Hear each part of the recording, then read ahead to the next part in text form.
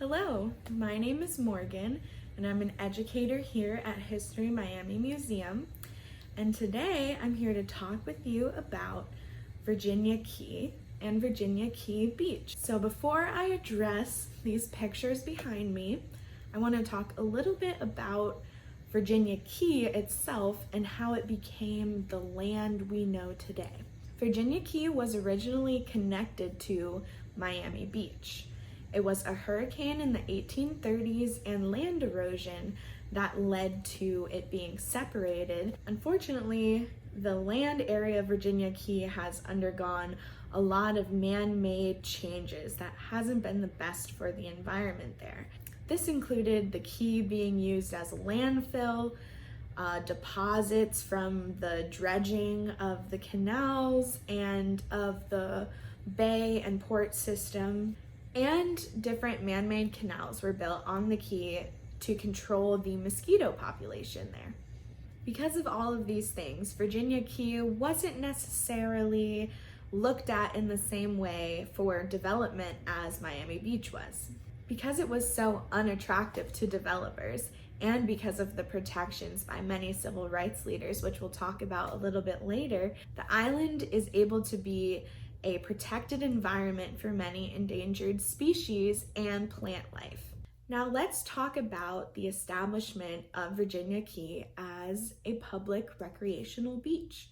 Virginia Key Beach was established as a segregated beach in 1945. Prior to the beach's establishment, two civil rights leaders, Father John Culmer and Judge Lawson Thomas, came together to address the lack of public beach space for African American residents in Miami and organized a wade-in protest at Haulover Beach. There are no pictures from that day.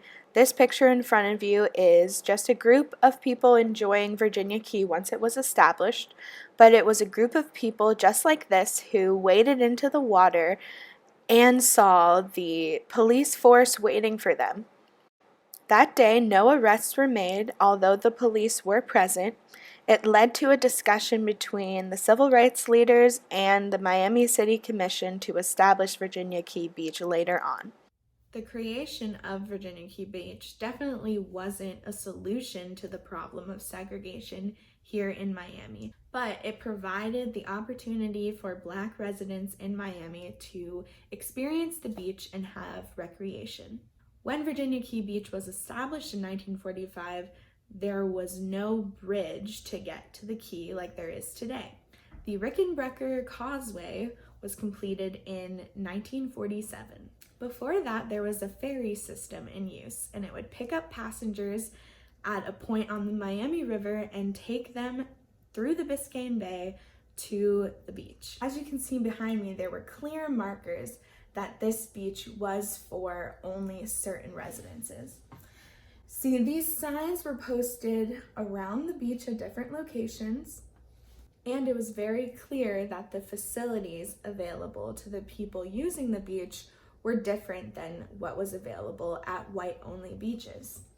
You can see in this picture here, we have lots of people enjoying the water, and we see a couple structures in the background. We have a bathhouse over here and maybe what is a lifeguard stand or a seating area for people. As you can see, the structures are not very elegant or have much detail to them or even have much space available. This is in stark contrast of some of the facilities at white-only beaches during this time. There's a very famous merry-go-round like you see in this picture here, and a mini train that ran around the park area.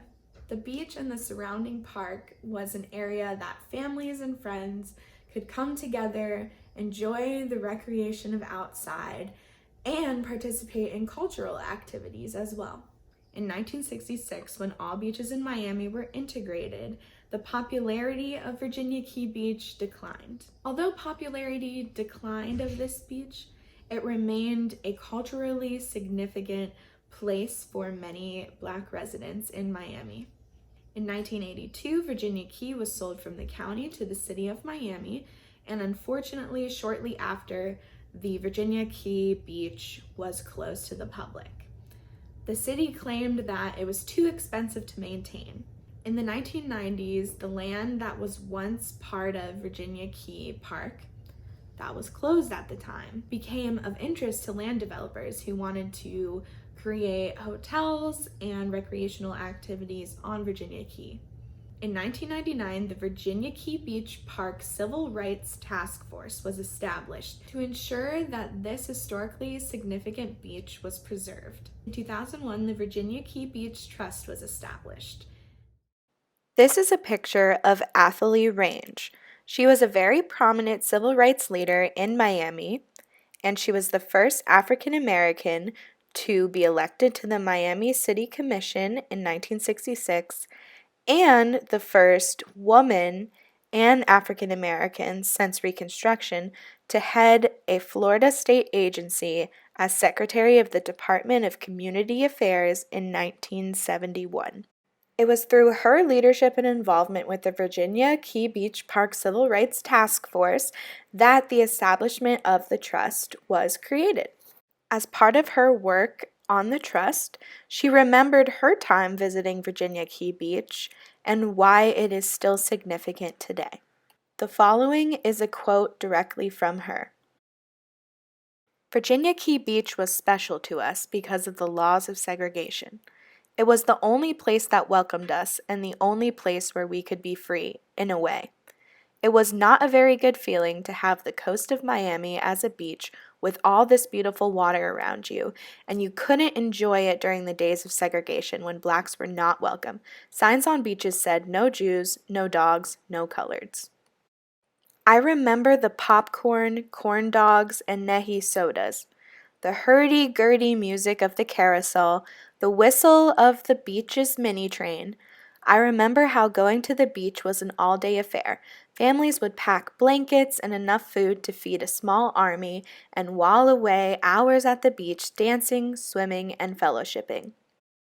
There were several developers and entrepreneurs who wanted to build on the beach. When we found that out through public meetings, we had to plead with them not to let this happen.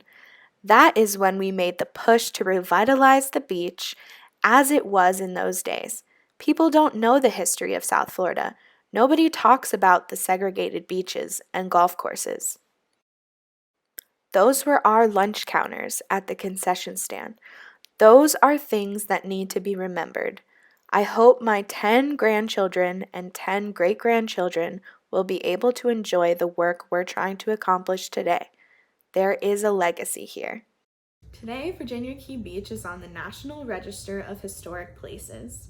If you'd like to know more about this beach and its historical significance, go see it. You can find more information on our website, social media platforms, and in our museum when our space opens back up to the public.